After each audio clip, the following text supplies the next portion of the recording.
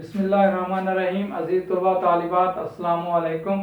عزیز طلباء، آج کا ہمارا اردو لیکچر سبق نمبر 3 سر سید کے اخلاق و خصائل پر مشتمل ہے۔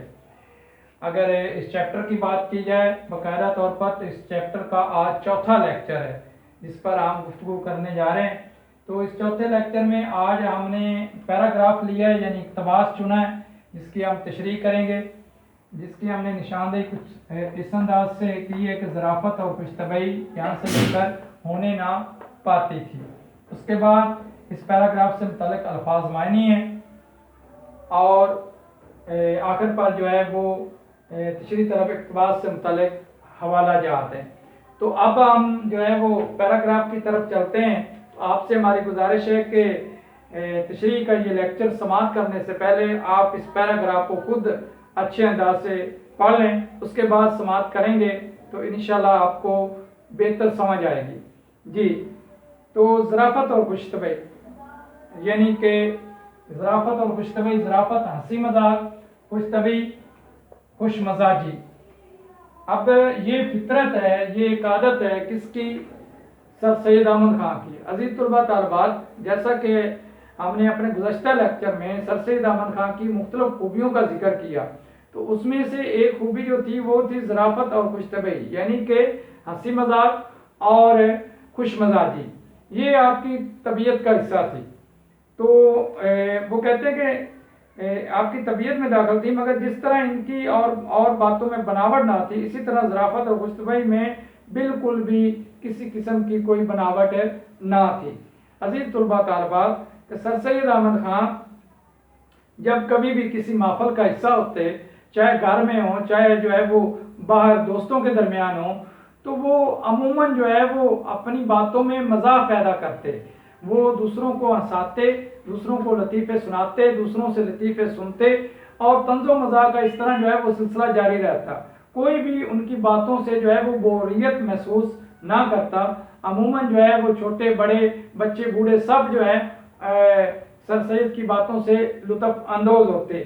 ان کی باتیں حقیقت کے قریب تر ہوتی، ان کی باتیں جو ہے وہ سچ کے قریب تر ہوتی۔ وہ عموماً دوسروں کو ہنسانے کے لیے، دوسروں کے چہروں پر جو ہے وہ مسکراہٹ بکھیرنے کے لیے وہ حقیقی لفظوں کا انتخاب کرتے تھے، حقیقت کا انتخاب کرتے تھے۔ کبھی مبالغہ آرائی سے کام نہیں لیتے تھے، کبھی جھوٹ نہیں بولتے تھے، کبھی جو ہے وہ غلط بیانی نہیں کرتے تھے کہ وہ دوسروں میں جو ہے وہ ممتاز ہوں یا دوسروں میں مشہور ہوں۔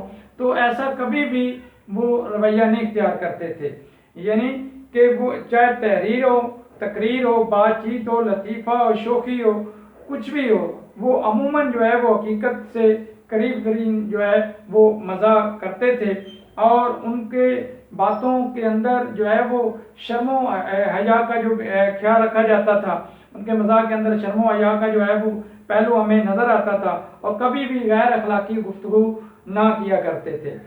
اگر ہم اسلامی نقطہ نظر سے دیکھیں تو ہمیں نبی معظم صلی اللہ علیہ وآلہ وسلم کی زندگی سے جو مزاح کے پہلو نظر آتے ہیں، تو وہ پہلو ایسے ہیں کہ جس میں جو ہے وہ ہم اپنی زندگی میں جو ہے وہ اگر جھوٹ کو چھوڑ دیں اور مبالغہ آرائی کو چھوڑ دیں تو تب بھی جو ہے وہ ہم انسانوں کے درمیان، ہم دوسرے لوگوں کو جو ہے وہ خوشیاں دے سکتے ہیں، ہم جو ہے دوسروں کے چہروں پر جو ہے وہ خوشیاں بکھیر سکتے ہیں۔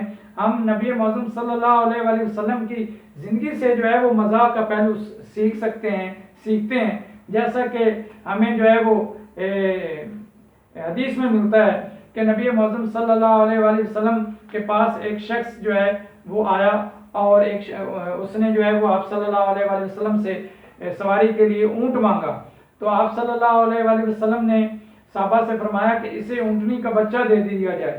تو اس پر اس شخص نے تعجب کیا، حیرانی کی کہ میں اونٹ کے بچے کو کیا کروں گا۔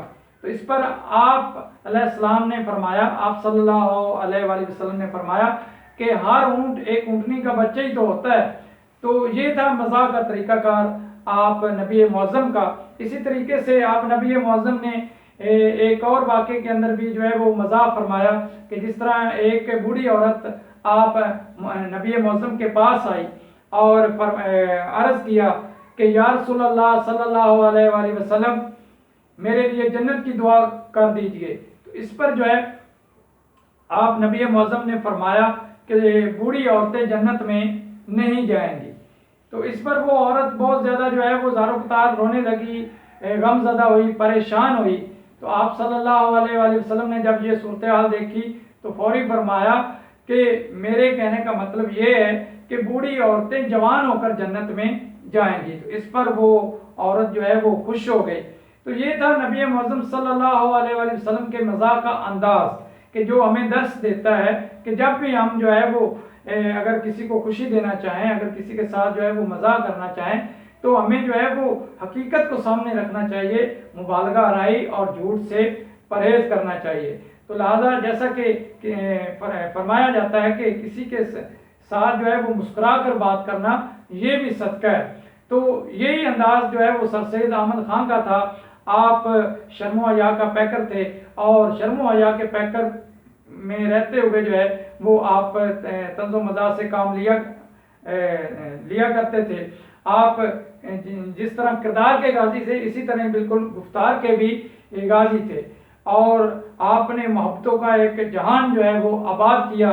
تو یہی وجہ تھی کہ ان کی صحبت میں بیٹھنے والے مختلف علوم و فنون سے فائدہ اٹھاتے رہتے تھے۔ سر سید عام موضوعات کے ساتھ ساتھ شریک محفل افراد کی تفریح تباہ کے لیے جو ظرافت کا سہارا لیتے تھے، جس سے وہ محفل زعفران بن جاتی تھی۔ چھوٹے بڑے تمام سر سید احمد خان کی باتوں سے خوب لطف اٹھاتے تھے۔ سر سید احمد خان بھی ہمیشہ ان کی دلجوئی کا سامان مہیا کرتے تھے، باتوں باتوں میں ہنساتے رہتے، گویا محفل جما لیتے تھے۔ ان کی محفل میں کسی بھی مرحلہ پر خاموشی یا اداسی نہ چھائی تھی۔ وہ بڑے خوش مزاح طبیعت کے مالک تھے، خود بھی خوش رہتے اور دوسروں کو بھی خوش رکھتے تھے۔ تو یہ تھا انداز سر سید احمد خان کی طبیعت کا۔ اب آگے چلتے ہیں ہم مشکل الفاظ کے معنی کی طرف۔ ظرافت، ہنسی مذاق، خوش طبعی، خوش مزاجی، جبلت، فطرت، تصنع، بناوٹ، متجاوز ہونا، حد سے بڑھنا، فرمان نبوی، جو ہنسی میں بھی جھوٹ سے بچا اس کے جنتی ہونے کا ضامن میں ہوں۔ اس کے بعد دو اقوال ہیں۔ پہلا قول ہے مسکراہٹ ایسا نذرانہ ہے جسے غریب سے غریب آدمی بھی پیش کر سکتا ہے۔ گفتار اور کردار کسی شخصیت کو پرکھنے کے پیمانے ہیں۔ جی عزیز طلباء، یہ تھا ہمارا آج کا لیکچر۔